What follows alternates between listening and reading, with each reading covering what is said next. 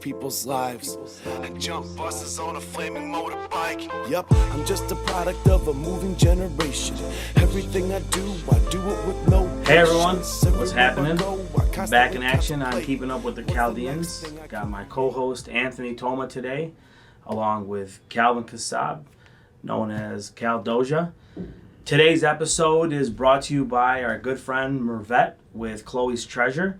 You've got the season coming up right now for communions and events, graduations also. Think of Chloe's Treasures when you guys are looking for that special gift that'll last.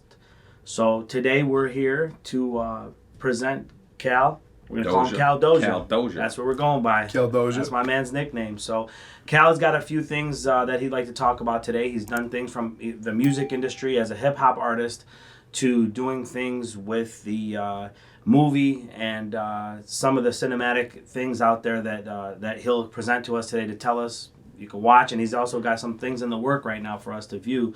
So welcome on the set. It's good to have you on. Thank you very much. Cool, man. It's a pleasure to be here. Cool. It's good to have you. Thanks for coming, good to have man. you. Thank you. So So you want wanna- to keep up with you guys. Yeah, that's what we're trying to, keeping up with the Chaldeans. So let's flow into, let's start off with a little bit about you and then get into some of the stuff that got you into hip-hop and then working with your brother, if we want to give him a shout-out too as well with some of the things he does. We'll probably keep him out of it. Okay. Just because I don't like to know. I'm always living in his shadow my whole life anyway. So, It's never the shadow. You're by his side, man. You're never in the shadow. You're by his side. So what got you into the music part of it? How old were you when you started? Some of the stuff that you've done so far, where do people find you, with the music that you've put out? So if we get to that, be good. Okay, sure. A little bit of backstory, I guess. So, I grew up just loving stories and writing. Mm-hmm. And so I guess my real foundation is as a writer. I used to always love writing class in high school and all that kind of stuff, and even the younger grades. And then as I grew up and hit my 14, 15, 16, started really listening to music, when you start getting into music. Sure. First I was actually into a lot of like punk rock and hip hop. And then I started to really just get into hip hop. So I grew up on like Biggie, Tupac, DMX, Nas, guys from that era. Mm-hmm. And then Lil Wayne too was always one of my favorites. So maybe when I was like 16, 17, I started writing lyrics to their songs. I would take the beats. I used to love the Cash Money beats. I don't know if you remember Cash Money. Sure.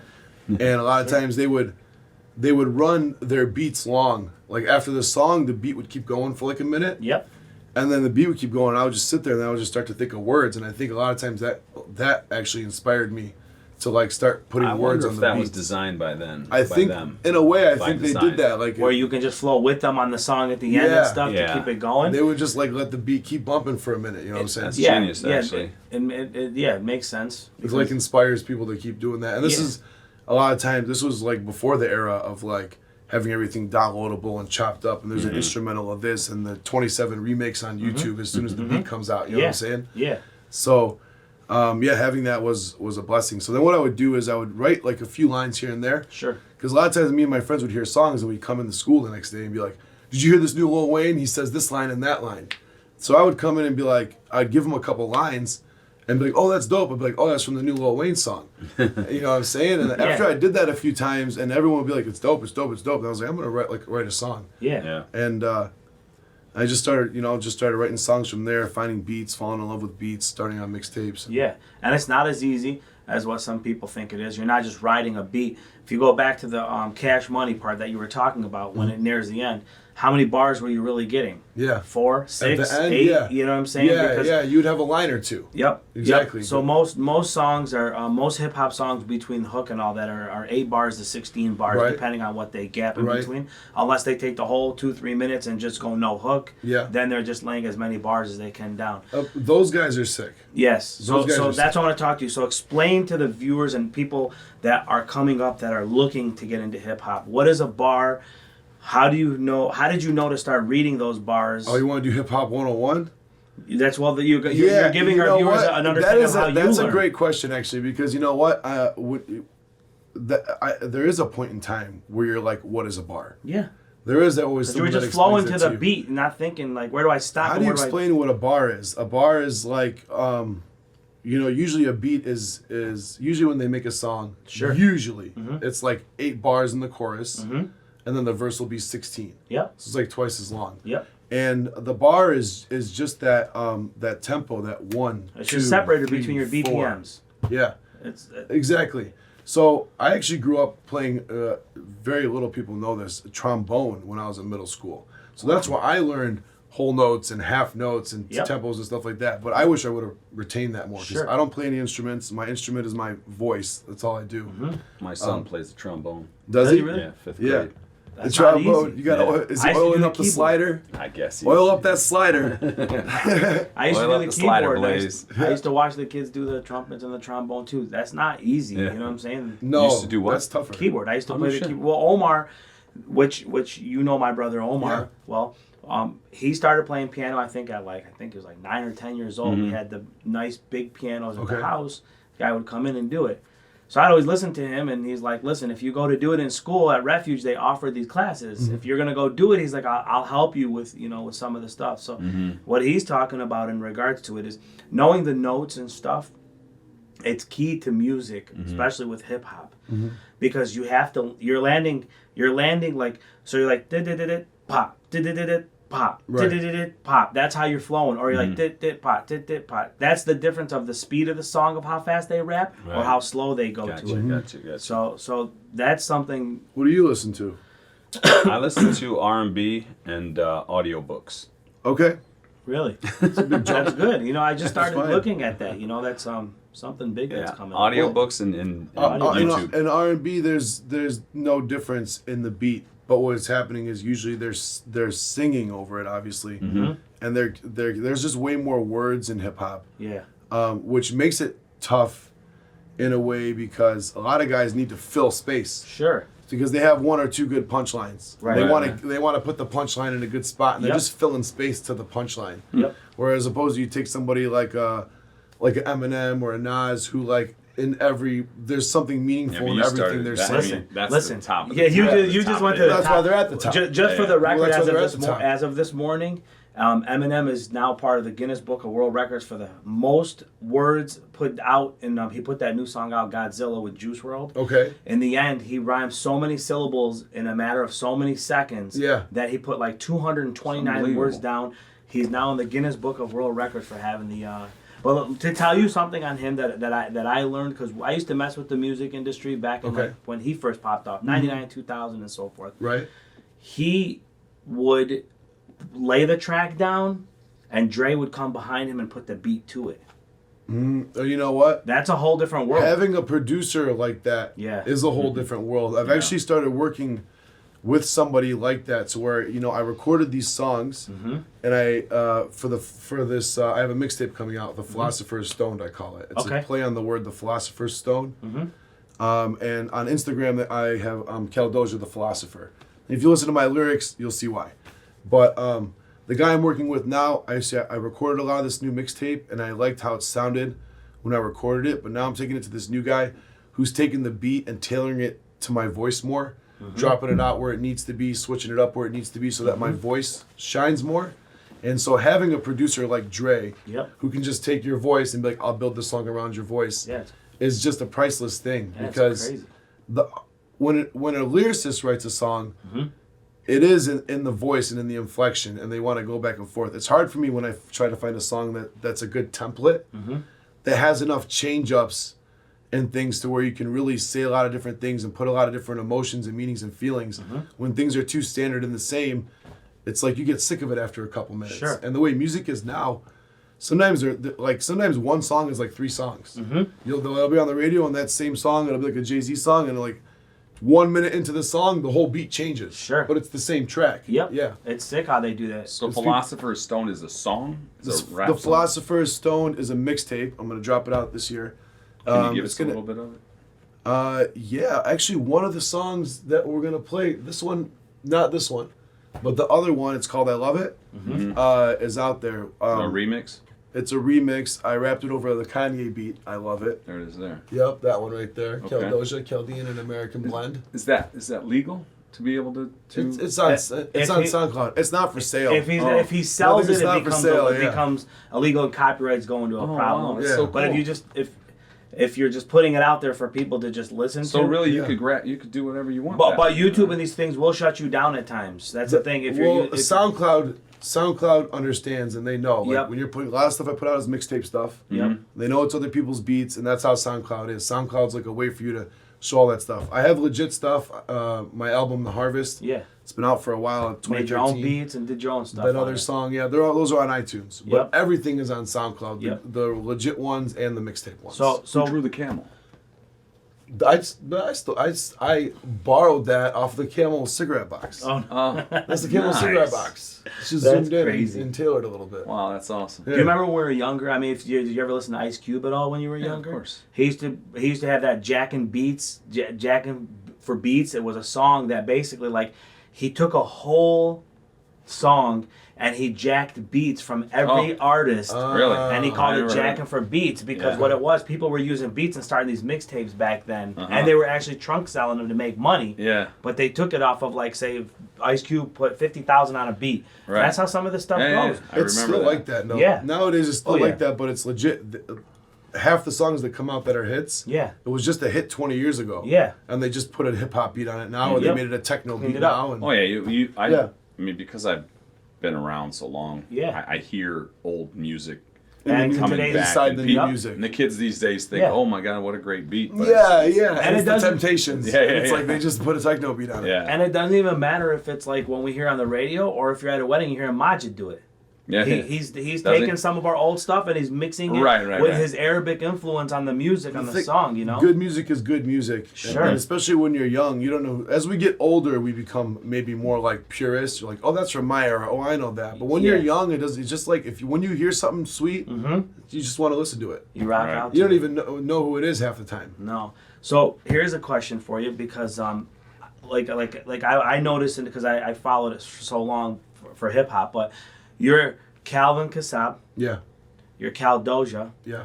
you're CalDoJa Philosopher. Oh, So are you like what Eminem does? And are you Eminem? Are you Slim Shady? Are you Marshall? Just so the viewers understand that. He plays a different character in his songs. Sometimes he comes out as Marshall and he raps as Marshall's character. Sometimes he comes out as Yeah. Slim Shady and he raps as Slim Shady's character. X used to do that too. Yeah, yep. Yeah. Yep. When he used to come up. DMX. DMX. He used to be either Yeah, DMX or he used to be X or he used to, and Well, he each- used to. even Jay-Z does it. Where's He's he now, Hov, DMX? He's Jay-Z, you know what I'm saying? You know, the thing about it is, they put more. A couple of those guys put more of a label on it. Yeah. But, we're all multi-layered people. Right. I am I'm Cal Doja. When I thought about what kind of a label I could put to myself, all I could think of was I'm a philosopher. But we're all philosophers. Yeah. We're all studying life, trying to learn more, trying to figure out what's real, what's fake, especially nowadays with the news. But like philosophy is the study of knowledge, reality, and just the world around us. So it's like, and how the natural order of things are. Yep. We're always trying to figure that out, right? Yes, sir. So in my music, I sat back. I just put the tag CalDoJa the Philosopher on there maybe about a year ago. And because I sat back and I said, if I was going to label myself something, what would it be? So I went back and I listened to my songs. Yeah. And that's what I came up with. He's got philosophy in it. Believe it or not, as much as he's hated right now, even R. Kelly had it. He was Kells. He was R. Kelly. And he had another name. I forgot. That's going too deep. But they don't But I'm just always. saying to you, but what it does is Which one was the pisser?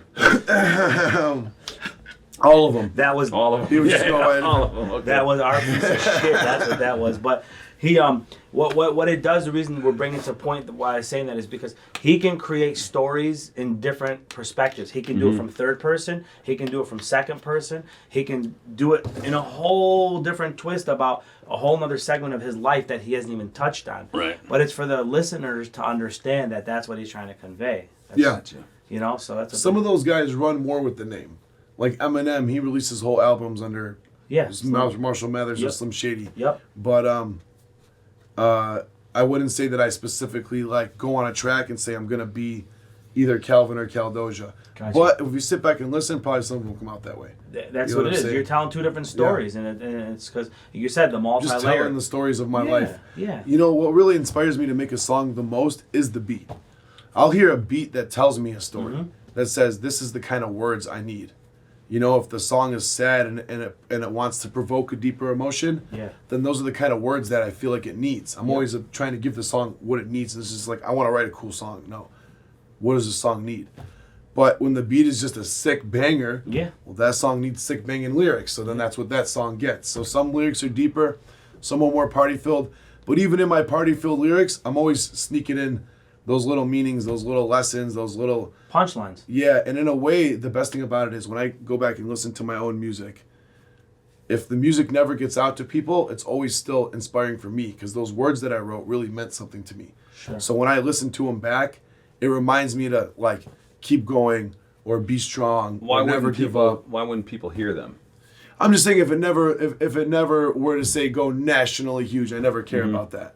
Like if it never was worldwide, if it was just the thing that it was always in my pocket and I could listen to, it would still be totally worth it to me every second of it. So what do you do as far as getting started? Like, so somebody's out there that feels like they're you when you were 12 or whatever it was when you said you started writing.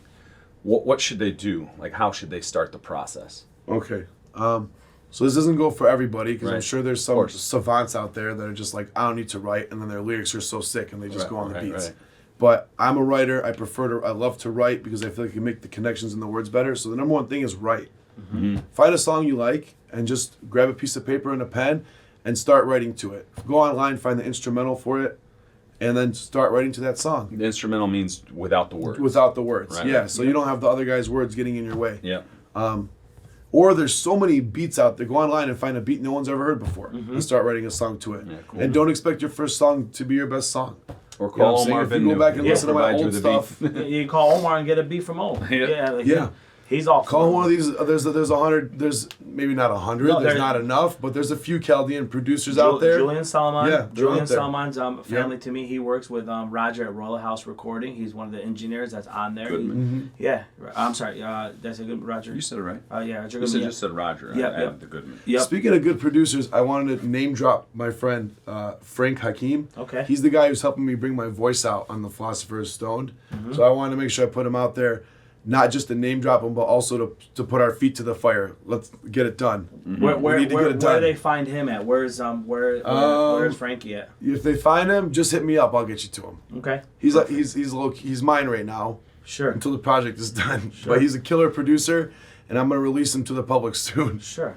And what Alright, cool. people would need to know in your cases, Yeah. it's a long process at times, right? It's not something that you're just gonna write it down, pop it off, and boom, somebody's No. gonna find you. I wrote this mixtape last November. Yeah, and you're starting And out. I recorded it like midsummer. And we're working. Yeah. We're Chaldean. We That's work. what I'm saying to you. So We there's got still jobs, you we got stuff to got do. your A Yeah. life, which is your primary focus, and your entertainment's your B till B becomes A. Yeah, That's exactly it's crazy. It's which is crazy like that in a way that people will tell you though you can't do it like that. You got to go all out. But you know what? It's not easy. We don't. I don't want to. Like, don't wanna rain on I don't nobody's want to parade. blanket Yeah, our people, yeah, and like yeah. I don't want to put a label No. to our people. But a lot of our people, we don't think that way. Like we put family first. Yep. You know, and if your dad needs you to come shovel the snow, you're gonna go Yeah. do that. And Yeah. it doesn't matter if you're 20 or 30 or 40 or 50. And the family needs something, you're there. So it's like That's you know, exactly just right. taking care of business. Yeah. That's how Well, we do. the thing is too is it's not something common in our community to say like, oh man, we're pushing our kid to say he's gonna become a hip hop artist or a song. Yeah. It's not. I'm not saying that they take away from it. It's just like you don't hear much. It is more you know what I'm common saying? for them to steer their children away from that, though. Yes. And not Yes. say go Correct. do that. That's my point. Well, the thing about it is, we don't have an example yet. We Correct. don't have that one guy who's been the movie star, the director, the music guy, No. who's gotten so big that other people can look up and say, "Oh, he did it. Yep. I can do it." And then you can they can tell their parents, "He did it. I can do it." It's like, And overall, we Yeah. kind of lack on the entertainment industry. yeah, true. We had a guy, Bush years. What was his name? Out of Tim's? Tim's, yeah. Tim's was there. He was. Tim's was on CNN. CNN, He had some yeah. comments Yeah, and he that. started getting some steam, and then Yeah. and then he went pulled back back. to store business. Yeah, that's what I'm saying. He went back to. Well, there's no money in the music business. Right. That's There's the no thing. money in the music well, business. Well, look at like, you're not gonna have the Big Sean story in every situation. No. I'm not gonna say I'm not gonna say the others. Big Sean. The reason I say that is, nobody knew when Kanye picked him up that he was even from Detroit. Nobody even had really gotten true wind of who Big Sean was. It's really about these. Have you there's a documentary. I don't want to take away from your show, but there's a Netflix documentary called The Evolution of Hip Hop. Yes. And when I watched that, it really made me realize how much luck there is involved. Yeah. There's so many good artists out there, but in a way it's like, who's gonna come and pluck you up?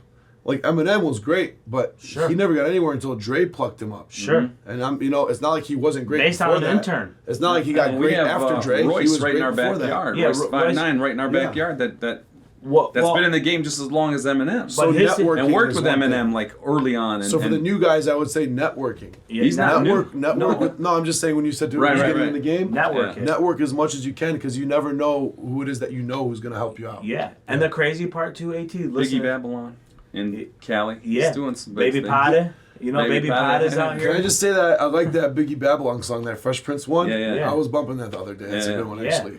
He's That's sweet. good. He's a good down-to-earth cat, man. He's good people. So what's wild about the music industry, a lot of people don't know unless you're behind the scenes, or if you really dive deep into some of the people that come up in music. Yeah. Some of these artists, whether it's hip hop or other genres, actually started here, got very little momentum, took it overseas, blew it up heavy overseas, and became a phenomenon overseas. Some of the boy bands work too. Yeah. Like I mean, even Wu-Tang. They come Wu-Tang, here, and the Then they come back English here. bands come here. Yeah, and they rock it. It's a unique thing for us. Yes. And then the American goes there, and it's a unique thing. It gives a little boost to uniqueness. Yeah, and somebody asked, like, okay, so like when you're overseas, and like, okay, you're in Japan.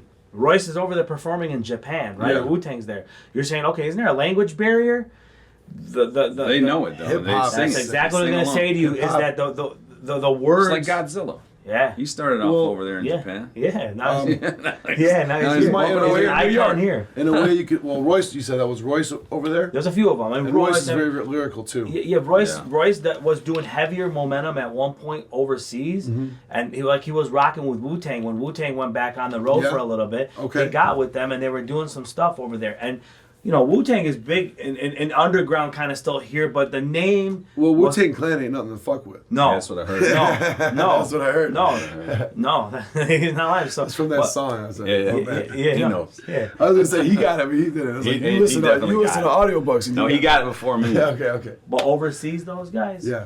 they were going for them to come back around. They were making a lot of headway, and then Buzz started creating, and they started going back around and touring. And then again, when they come back over here, now you got momentum from back there to here, so it takes it. It's any way you can get it. And then today we live in a world of streams, but at the same time, they're touring like that because you can't make money a lot without touring. Yep. Sure. This is what I That's where hear the money's most. at Yeah, now. the money's at. Streams not so much.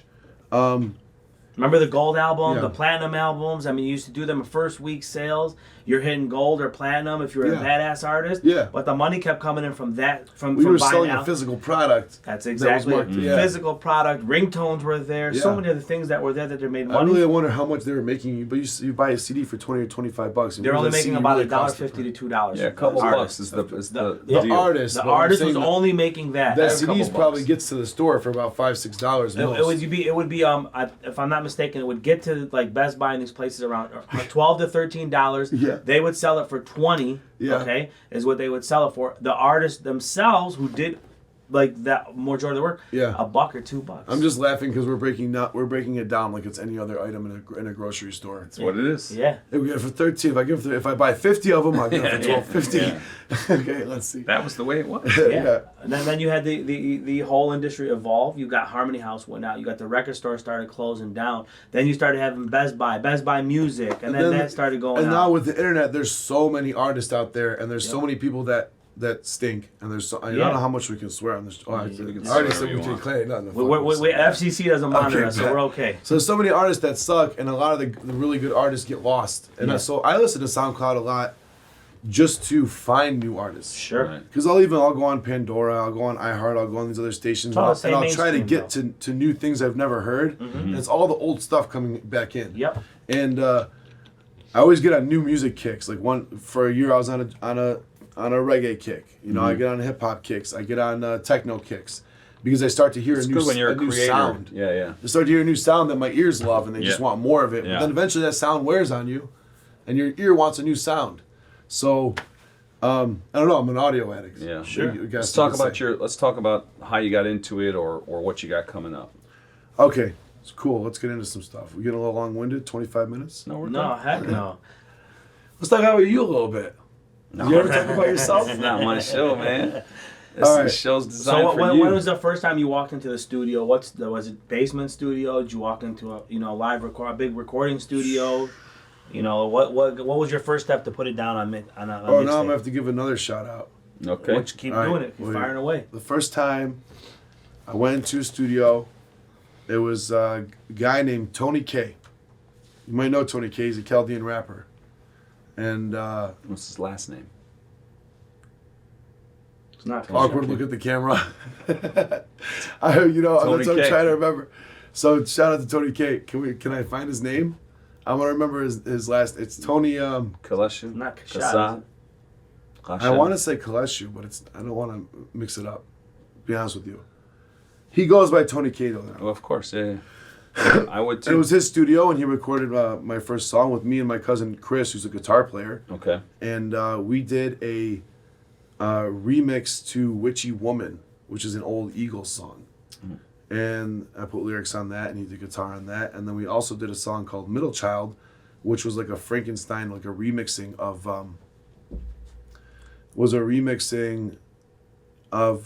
Kenisha? Nisho? Kanisho. Kenisha. Yeah, Okay. Kanisho. I think that's Yeah, right. Yeah. He goes by Tony K. It's easier to say. Right. That's why he goes by Tony K. The other song we did was like a Frankensteining of Nas's If I Ruled the World. That's what Okay. it was. Yep. We called it Middle Child. We performed that on MEA TV, which used to be TV Orient. You Yep. guys remember TV Orient? Sure. And it was at a talent show. That was the first time I ever performed. I remember that. Middle fun. child. I am a middle child. So I have an That's, older brother and a younger brother. That's the new screenplay that Kuza was doing, Middle Child. Oh. Wasn't it? Oh, he had that book that he was doing, wasn't yeah, it? it was a book or something. Or, Yeah, I think it was. yeah. So he was talking about the Scotty slave. Kuza, Middle Yeah. Child. Okay. So is this movie still in production? He's working. He's on an it. actor too. Yeah, he's an actor too. Yeah. And he's based out of LA, so we had him on too. So check him out. I mean, Okay. Yeah, he check out was the episode. Yeah, like episode like 48 or something. I Why think. don't we it give the was, audience his or- name or- one more I'm sorry. time? For the 52. audience. His name? Because they forgot. Scotty Kuza. Scotty Kuzo. Yeah. Yeah. Scotty Kuza. All right, Kuza. cool. Yep. Excellent. Yep. Kuza, Yep. if you want to say it Kuza, yeah. correctly. Yep. Yeah. He's over in LA, so he's done some stuff too himself, and There's a few Chaldeans Mhm. or CalDoJa. Assyrians, Babylonians, Yeah. however you want to get into that conversation, that are out in LA doing their thing. Yep. And so whenever I go out there, I've been out there a couple times for the AFM, American Film Market. Mhm. And I'm working on a script right now that I want to take out there to sell this year. What's it about? It's, Kinda. Like- it's about stoners that travel through time. Oh, sweet. Yeah. So Like in we'll a make hot it very tub? basic. In a 'cause hot tub? Don't give it away. All right. Is it a slow-paced movie? No pun intended. So anytime when I go out there to LA, I'm always like, calling up a few guys that I know from here and just hooking up with them because I'm always, look what's up, man, and talking to them, and they're getting in some stuff, and it's great. We need that guy. What about some of the We stuff need that one you've guy to done? get that big Or movie girl. Yeah. to set it up, or girl. What's some of the stuff that you've done in the past? Movie wise? Yeah. Oh, so actually, what I'm really excited about, thank you for bringing it up. I'm going to talk about this movie I just did this summer called Turn of the Cheek, directed by Janiyah Black. It was produced by Blacksmith Enterprises. And this is actually the movie that got me my first IMDb credit. Nice. So you can find me on IMDb now. And that's what? The International Movie Database, IMDb.com. Yep. So when people make a movie, you have to register it with the database, and it has to, have so much red tape. There's a packet you got to fill out to say this And movie that is legit. movie's going to be on what? The movie. So that movie's going to be on Amazon Prime this Okay. summer. Awesome. So you can catch me on Amazon Prime this summer. And what's your role in the movie? And I'm not getting paid by Amazon. Yeah. I play a I play a liquor store owner. Oh wow! You knew it was coming. Crazy. What a You knew that stretch. was coming. Yeah, it's a stretch. It was a stretch. At least not a I had to do a lot of terrorist. research. Yeah, At least he wasn't the terrorist. Yeah. It's usually one role or yeah. the other, man. And I did a couple other movies. Did a short film called Sane this summer where I got to play the bad guy, so that was fun. Who was the director there? Directed by Jermaine Davis from a production company called Dismal Ghost. They're out in Flit. Cool. Name drop shout out. Yeah. And the last project I did was called Stoners. I had a small role as a bouncer on a show called Stoners, Yep. which is also going to be either on Amazon or Netflix coming up this summer. And that's directed by Dre Sanford. I believe his company is called Sanford Films. Oh, cool. Yeah. Sanford Films is Detroit based. Yeah, he's based out of Detroit. Oh, Yeah. okay, cool. Should I do one more name drop? Yeah, Keep flying, yeah. brother. Okay, Fire this away. one of my favorite see songs. these cameras and this time. This is This is for your. us. This is your This is moment. you, all No, you. yours. More your Name moment. drop, name drop, name Yeah. drop. Yeah, All yeah. right, bet. Here we go. So this song you got to listen to. It's with a really talented girl. It's one of the favorite songs of my own that I ever made. Listen to it. You'll really get a feel for who I am. Plus, she has an amazing voice. Her name is Rocky Wallace. The name of the song is "Can't Live Without You." It's on SoundCloud and my website, YouTube. It's on all those things, and it's actually it's on iTunes too. On iTunes, it's called Rockstar Astronaut. That's what you need to search it as. So look up the song Rockstar Astronaut. I Why's renamed different? it. Oh, renamed. I okay. renamed it because the first two lines have those words in it, and my kids always call it that. Okay. And so they always say, "Dad, we want to hear Rockstar Astronaut." I said, "You know what? That's a better name for the song, so That's I'm going to cool. make that a name." So her name's Rocky Wallace, and I wanted to give her a shout out and tell her congratulations. She just got a song in this film called Arctic Dogs, and it's a CGI like kids cartoon, and it's got James Franco in it, Jeremy Renner's in it, Heidi Klum is in it, and some other names. Wow. So a big shout out to Rocky. She's doing her thing, and thank you for putting your amazing voice on my song. Nice, man. Kick-ass. Nice. Yeah. So, question for you with doing the stuff that you're doing these roles. Are you trying to lead more towards like your hip hop, or have a little bit of both? Your entertainment all around. Do you want to do movie and you want to do hip hop, or what's CalDoJa's main focus? To be that it's big? almost like a day and a night kind of thing. Okay. It's like I'll wake up in the morning, I look in the mirror, and I'm like, I'm an actor and I'm a director. Yeah. And then I go out throughout my day listening to music, and it gets Yeah. and like I when it gets to the point where I hear a beat that I fall in love with, Yeah. I drop everything and I'll spend the next 2 nights just writing that song. Sure. So it's like I have a line in my song that says, in one of my songs that says, "I know I promised that I wouldn't let the music get the best of me, but it did that, and now it wants the rest of me." So Right. like it keeps coming for me, the music. I can't get rid of it. Like it's a passion until I die. I'll always be. What's one of your Making most music. potent lines on one of your songs? What's your most potent like verse or words? You from called it a punchline earlier. I guess as a philosopher, I'm very much into mortality. Okay. So Do you know what I mean? I always feel like life is short. We Sure. gotta remember we're all gonna die, Yep. and every day could be our last. Yes. So I guess there's a line that I like that says, "Lord knows that I'm ready to die. I'm just here to give him something to remember me by." Oh wow. Okay. That's it. Love that. Right there. Yeah. Good line. And what song was that one on? It's on a song called "The Good Die Young," Okay. which my cousin Christopher Kassab plays guitar on, and he shreds. He's sick. So Nice. on my album "The Harvest," he Yeah. was on like 3 or 4 songs. So anytime you hear live guitar on the Yeah. album called "The Harvest," it's on iTunes. Yep.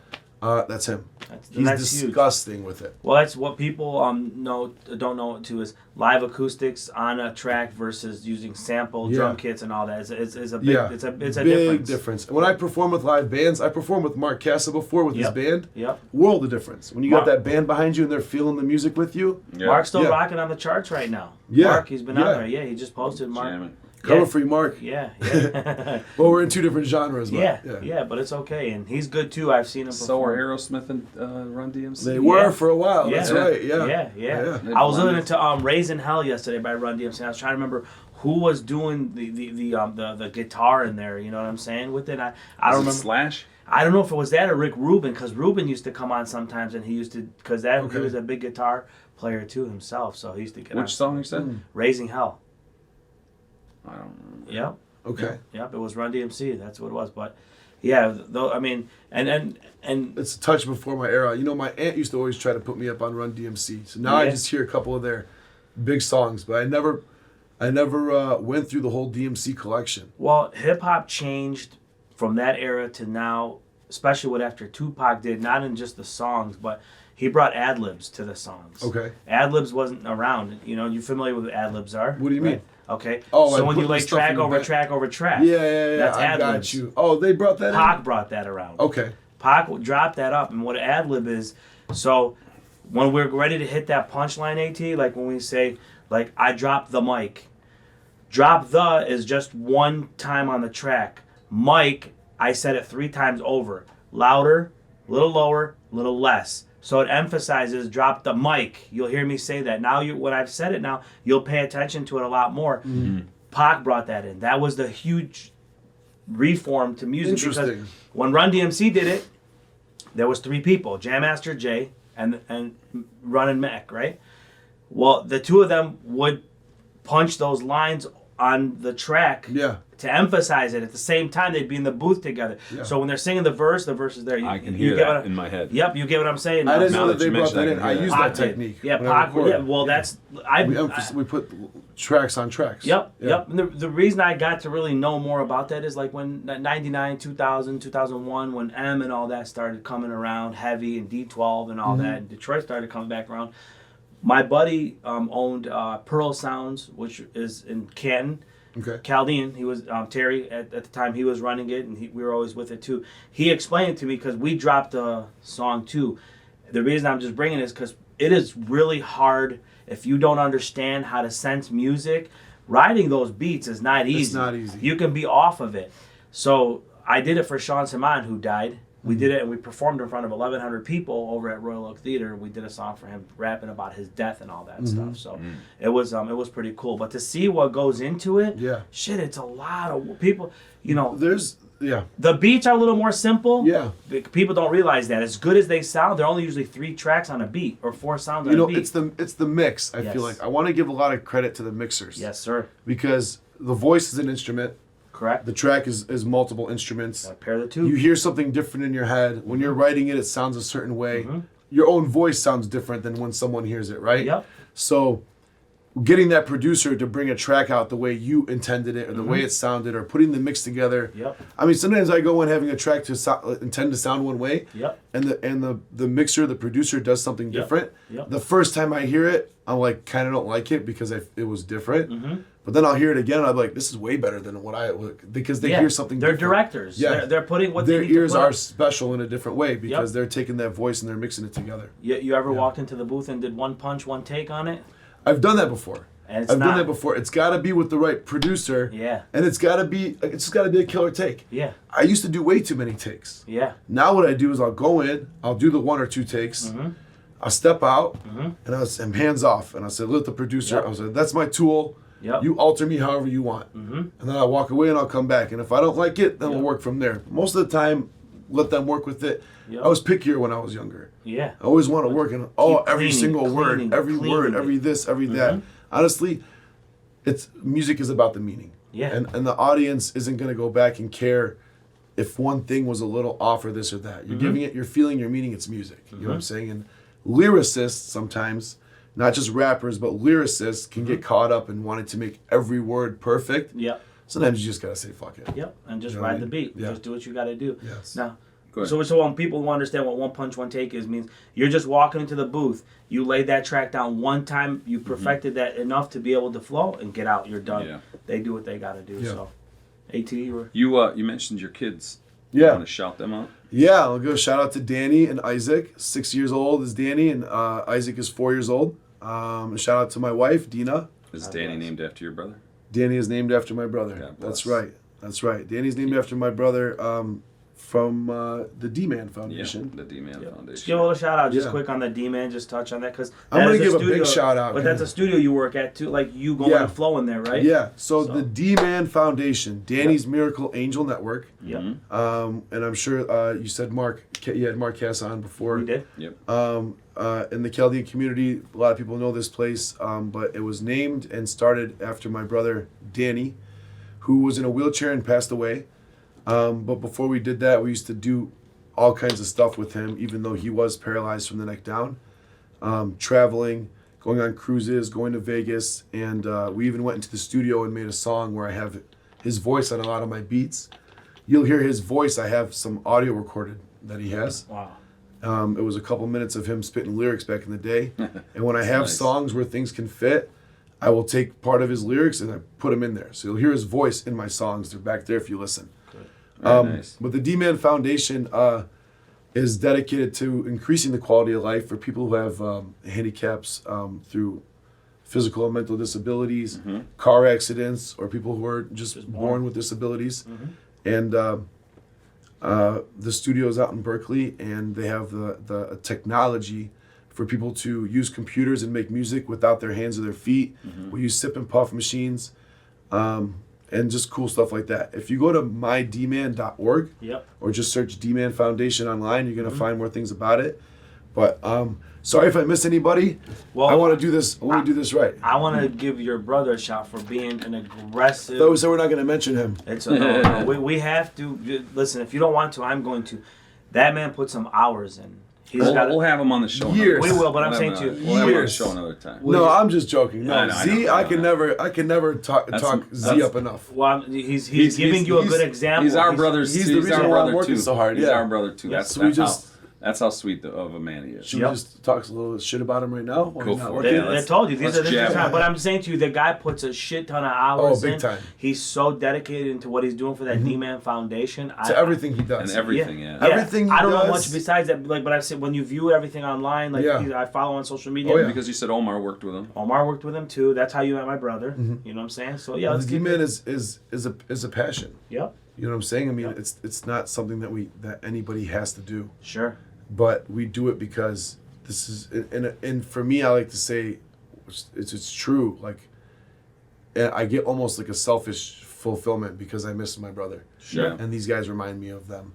And I'm you making guys music have with touched them. so many people. I mean, we're not talking about just a Cracker Jack Foundation. This is a monster. I'm telling you, yes, the D-Man Foundation is kicking butt. The D-Man Foundation is kicking butt. You see it. They're crushing it every day. Crush the day, as my kids like to say. I just want to give a shout out to like who's doing it big over there. I know I'm gonna miss some people, but like Lexus is crushing it over there. Ryan is crushing it over there. Some of the artists over there, like Alan Floyd, he's crushing it. Travar is crushing it. Jay Sparks, I see you out there just crushing it like a can of crush. Yeah. I want to give a shout out to Levita. I'm blanking right now, but these guys, these artists, when you listen to the album, there's a couple albums out there, and I do tracks with them too, so I'm on the albums. Big Country. These albums, when you listen to them, these people were talented artists before their injury. Just Sure. the injury and the way music is made is sometimes you need your hands. Yeah. You need your voice to be powerful. But now with digital music, with the digital stuff these days, we can bring the voice out more. Or people who are on ventilators, we can cut out the breaths. Yep. So they can really bring their voice out. And That's nice, man. and it's not like when you hear the album, you're hearing like, people making music like it's a charity. It's these artists have finally found a way to get back in the game through the technology and assistance of D-Man. You know what I'm saying? It's just they were stuck, and now we can help them get back, and we're doing that, and we're crushing. And some of my favorite songs I ever made is with these guys. Good for you. You guys got to listen to Hip Hop Hoedown. That's also on SoundCloud.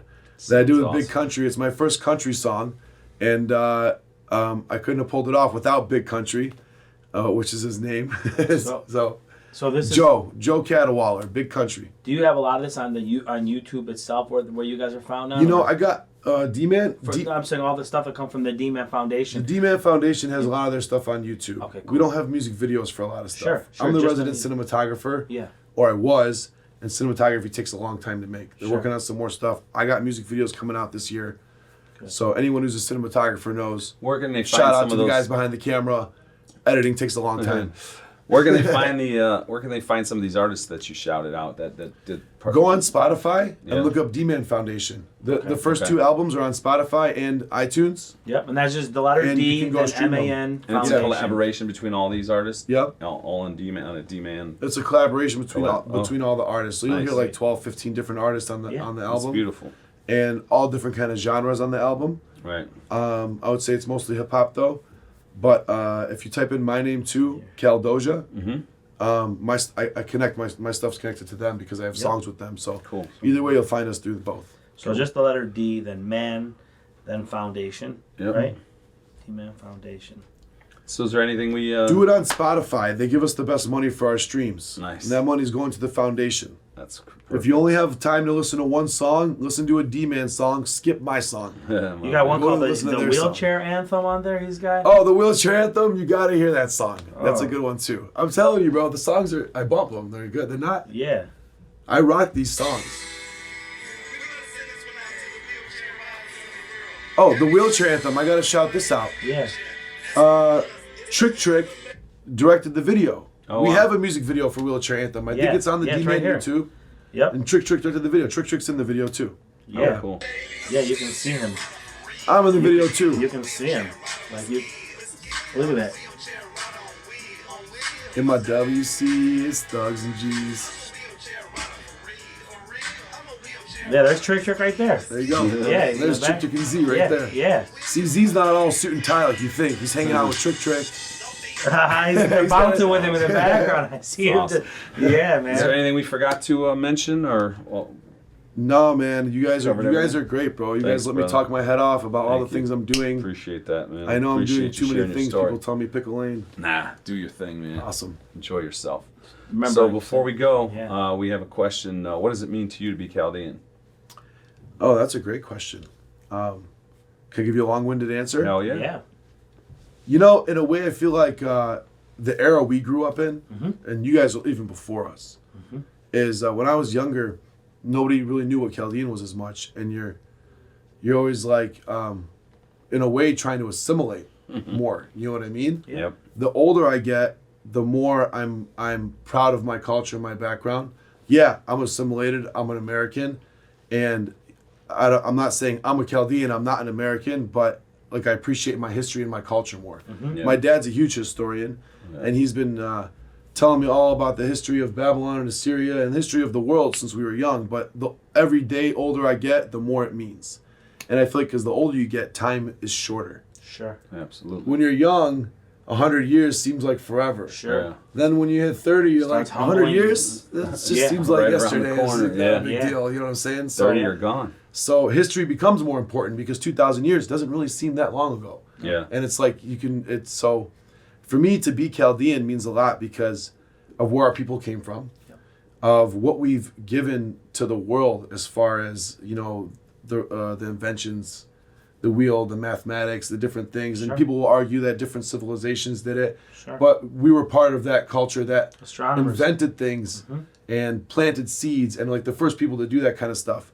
So I guess that's what makes me proud, and in a way want to say gives us a responsibility to do great things now. We've been through tough times. Yep. We've been extricated from our land, if that's the right word to use. We've been kicked out of our land. Yep. We found a new sanctuary here in America, and people like our fathers and people before us have now built the foundation for us to go to the next level, Yeah. to really do something great in this country. Yep. Because the first part's the hardest part, just getting your feet on the ground. Yeah. Getting over here and getting your feet on the ground. But they did that. So now I feel like it's up to me and the next generation and the generation after to do greater things in this country. Sure. That's what it means to me. Beautiful. Great way to put So it. I was with a guy the other day, Mike Hashem, Lebanese kid, and he said he attended a fundraiser at your dad's house and he said your basement is full of Chaldean and Babylonian Yeah, artifacts. my dad replicated relief carvings, big stone carvings. Yeah. That the real ones are, I think, in the British Museum. That are carvings from ancient Babylon. Wow. And they're carvings of like the kings fighting the lions and carvings of the seal. And also next to it on the other side of the basement, though, he has carvings of the Great Seal of America and reliefs of Pope John Paul and the Something- president that he likes. Oh, okay. Not Richard Nixon. It's not that one. Ford? No, I believe was it Ford? No, Reagan. It was Reagan. It was Reagan, Reagan and it's gotta John be Paul Reagan. who came together. So he was teaching me about the era where they came It was together Reagan, Had yeah. to, to because bring it was peace. that, yeah, Was for Reaganomics was the age when we all started Wasn't coming for here. sure. And so my dad's huge on our history, and he's a huge patriot. like a lot of Chaldeans, you know what I'm saying? Right, Because right. they see, especially the ones that came here, who lived in the old country, Yep. really appreciate it more Yeah. than us. So yeah, Dad, I said it. We don't appreciate it as much as you. But we get that. We get that. We We're get trying it. to understand that. You know what I Exactly. mean? Just a pitch before we close out right now. See if you can take a little video of possibly of the basement if you can. Yeah. Fire it off to us so while we're talking and we do the video, we can just maybe put little clips of it in there on that time. Be Just cool. so people get to understand Yeah. his true passion, so it becomes Okay. somebody else's passion. I have a couple videos of that Sweet. of him, and because he has people over. Yeah. I'll give him a little tour, and I've recorded the videos. Awesome. But I was gonna smiling when you said that because I was thinking if my dad sees you say that, he's gonna be like, okay, come make a video, let's go edit, we'll make it last 100. Yeah. I'm like, there goes a week of my time. All right. Yeah. And like we said earlier, I can't say no. Yeah. It's already on wanted. tape. Yeah. Can't say no. We got you. We got you. Well, Beautiful. Before we close out, again, this show is brought to you by Chloe's Treasure. Make sure you reach out to them. Get your pre-orders in right now because she is going to get busy. So we thank you. We thank Mervet for sponsoring us. And if you're looking for Chloe's Treasures, Yep. there's an S at the end. Yep. There you go. So it was awesome having you, and we look forward to the interview to be out there. So we're signing off. Thank you guys. Have a good one. Awesome. Thanks. God bless. Thank you. Thank you guys. Stakes high, I ain't making mistakes. I'm chasing lightning in a bottle. I ain't baking a cake. I'm claiming my stake and taking no chances. I'ma go Manson, but more handsome. 7/7/1984. Yeah, I'm a cancer. All of the questions, none of the answers. A hopeless romantic in love with the static and the madness. Just a man who is an audio addict. And the fact that it's not pragmatic is semantics. Cause I'm a painter that's in love with his canvas.